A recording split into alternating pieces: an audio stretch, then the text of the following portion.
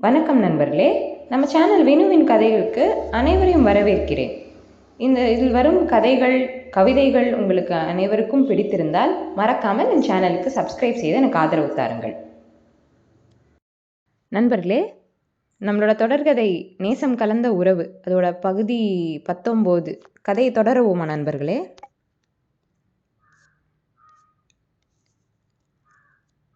மா என்ற உற்சாக குரலோடு ஆரியன் வீட்டிற்குள் ஓடிவர வாசலை பார்த்தபடிதான் அமர்ந்திருந்தார் மீனாட்சி.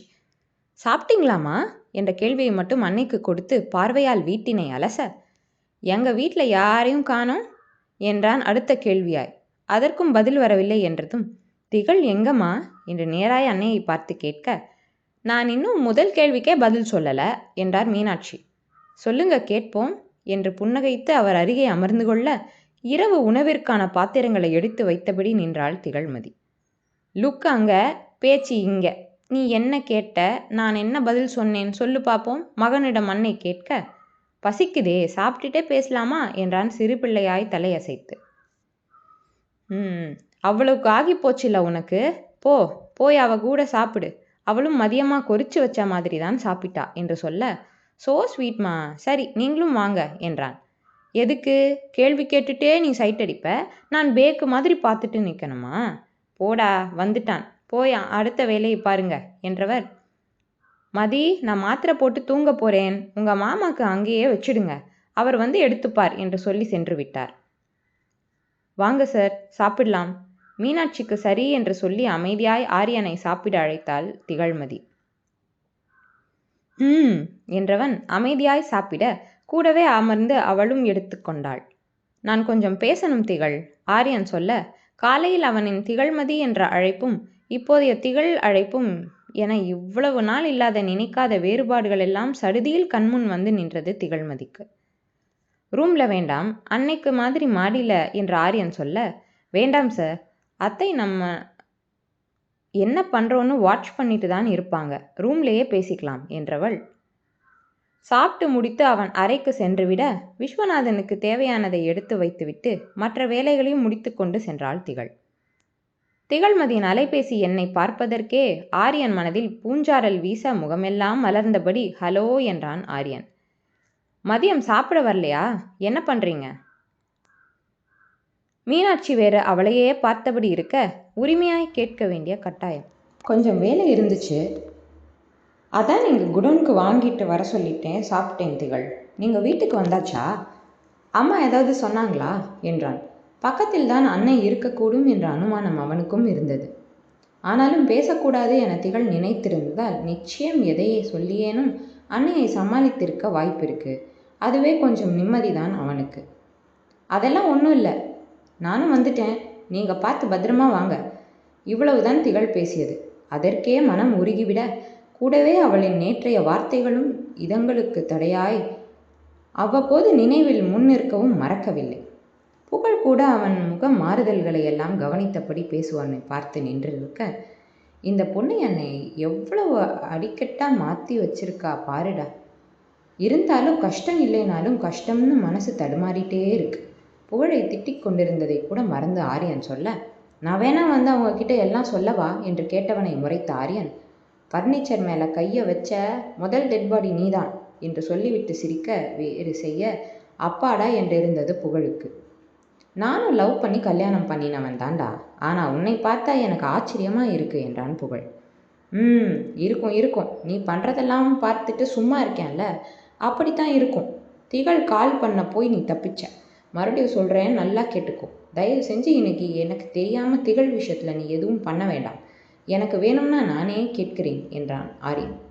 அதன் பின் புகழ் உஷா மூலம் அறிந்தவற்றை ஆரியனிடம் சொல்ல, எக்ஸ்பெக்ட் பண்ணின தானே புகழ், ஃபேமிலிக்காக தானே நம்மக்கிட்ட திகழ் வந்தது. அப்போ அவங்க சுச்சுவேஷன் இப்படித்தானே நானும் நினைச்சேன். ஆனால் நிஜமாக அதை யூஸ் பண்ணிக்க எல்லாம் நினைக்கலை. அவள் ஆசைப்படி அவளோட பிரதர் சிஸ்டர் எல்லாம் படித்து அவங்களுக்குன்னு ஒரு அடையாளம் கொண்டு வரட்டும். ஆனால் அதுக்காக திகழை விடவும் முடியாது, பார்க்கலாம் என்றவன் வேலைகளை முடித்து கொண்டுதான் வீட்டுக்கு வந்து சேர்ந்திருந்தான். திகழ் அறைக்கு வந்ததும் ஆரியனை பார்க்க எப்பொழுதும் போல இல்லை என்றாலும் சிறு புன்னகை ஒன்றை கொடுத்து அவள் வரவை எதிர்பார்த்து அமர்ந்திருந்தான் ஆரியன். என்ன பேசணும் என்ற திகழ், முதல்ல நான் சாரி சொல்லிடுறேன். இந்த சாரி நேற்று என்ன எதுன்னு உங்களை பேச விடாமல் நானே பேசினதுக்காக மட்டும்தான். மற்றபடி நீங்கள் சொல்லியோ சொல்லாமலோ புகழ் சார் செஞ்சது தப்பு தான். என் ஃபேமிலி எனக்கு ரொம்ப ரொம்ப முக்கியம். அவங்களுக்காக தான் நான் இங்கே வந்தது. அவங்க இல்லாமல் நான் இல்லை. அவங்களை விட எனக்கு எதுவும் முக்கியமும் இல்லை என்று திகழ் ஆரியன் முகத்தை பார்க்க அவள் சொல்வதை தான் கேட்டபடி நின்றிருந்தான். இங்கே இருந்து நான் போய் அடுத்து என் குடும்பத்தை பார்க்கணும். அவங்களுக்கு ஒரு நல்ல லைஃப் கொண்டு வர துணையாக இருக்கணும். இதுதான் நான். ஹார்ஷாக பேசினதான் நேற்று நீங்கள் சொன்னீங்க. என்னோட சூழ்நிலையை வேறு எப்படி சொல்லணும்னு எனக்கு தெரியலை என்று மீண்டும் ஆரியன் முகம் பார்க்க கைகளை கட்டி நின்றிருந்தவன் ஒரு பெருமூச்சுடன் தான் பேச தயாரானான். புகழை பார்த்துட்டு தான் வந்தேன் திகழ். நானும் சாரி, தெரிஞ்சோ தெரியாமலையோ உங்களை கஷ்டப்படுத்தினதுக்கு. வேறு என்ன சொல்லணும்னு எனக்கு தெரியலை. ஒரு பொண்ணாக நீங்கள் முன்னெச்சரிக்கையாக இருக்கிறது தப்பில்லை தான். அதனால் நீங்கள் பேசினதை தப்புன்னு நான் சொல்லவே கூடாது தான் என்று சொல்ல திகழுமே தீவிரமாய் அவன் பேச்சை கேட்டுக்கொண்டிருந்தாள். ஆனாலும் நீங்கள் பேசினதில் சில வேர்ட்ஸ் என்று சொல்லி கண்ணை மூடி நிறுத்தினவன், தப்பான எந்த நோக்கமும் எனக்கு இல்லை என்று சொல்ல திகழ்மதி என்னவோ சொல்ல வரவும், நீ எந்த அர்த்தத்தில் வேணா சொல்லி இருக்கலாம் திகழ். நான் சொல்ல வந்ததை சொல்லிடுறேன். இன்னும் நான் நாள் கிழமை நட்சத்திரம்னு பார்த்துட்டு இருக்க விரும்பலை என்று சொல்லி தெளிவாய் பேச திகழ்மதி அவன் பேச்சில் விழிவிரித்து நின்றாள். என் நோக்கமும் தப்பில்லை. நான் உன்னை யூஸ் பண்ணிக்கும்னு நினைக்கல. ஆனால் உன்னை என்கிட்ட கொண்டு வந்து சேர்த்திருக்கிற இந்த நேரத்தை தான் நான் யூஸ் பண்ணிக்க நினைச்சேன். உனக்கு என்னை புரிய வச்சுக்கணும்னு நினைச்சேன்.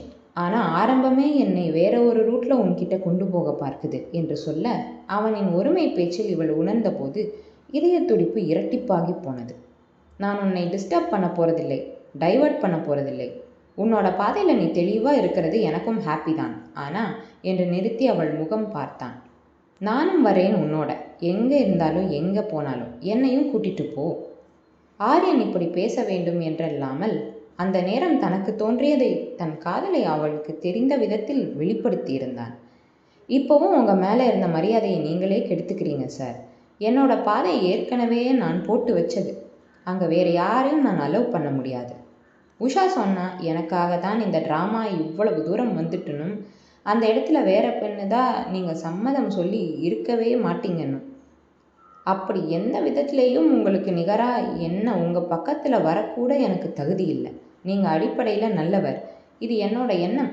அதை நான் மாற்றிக்கிற மாதிரி தயவு செஞ்சு எதுவும் பண்ணி என்னை உங்களுக்கு தர வேண்டிய பணத்துக்கு வெளியில் ஏற்பாடு பண்ண வச்சிடாதீங்க என்றாள்.